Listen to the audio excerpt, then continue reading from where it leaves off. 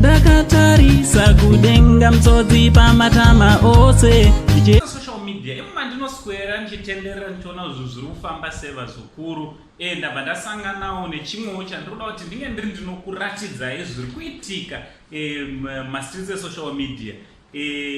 Boss G vamboita kuti intaneti idengenyeke izunguzika ande social media ivhuruvhuzhika anditi may his soul rest in peace anditi. So pane chimwe chandasangana nacho zukuru chandoda kuti ndinge ndinokuudzai anditi. So kana wanga usati wasubscribe kukurudzirana kuti tisubscribe, press a notification bell kuti peka patinouploada video you will be notified anditi. So hanzi pane musikana wekukenya and a Kenyan model who is claiming that she is pregnant for our one and only, the late Boss G, Jinimbi Kadungure, right? This story was published on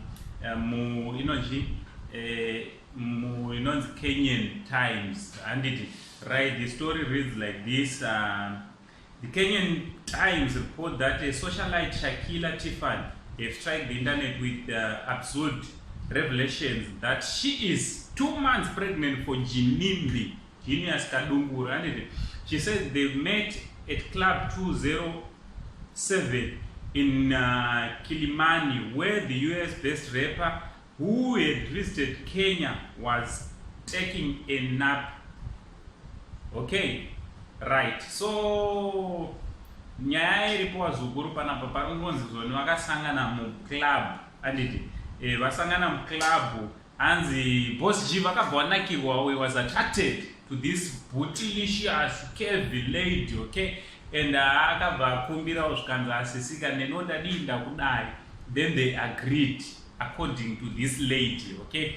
Then after agreeing vakabva vaita zvinoitwa, maybe ndo anonzi mashort time acho or something anditi atizvo zvinochiitika kumaclub ikoko, but this zvakabva zvaita kuti mwanasikana anga anotora pamuviri according to this lady and so zvadarwa zukuru. The lady, she tried to call Jinimbi but she couldn't anokwanisa kutaura naye according to this article iri kuti zoni akazoita zvekusenda email anditi.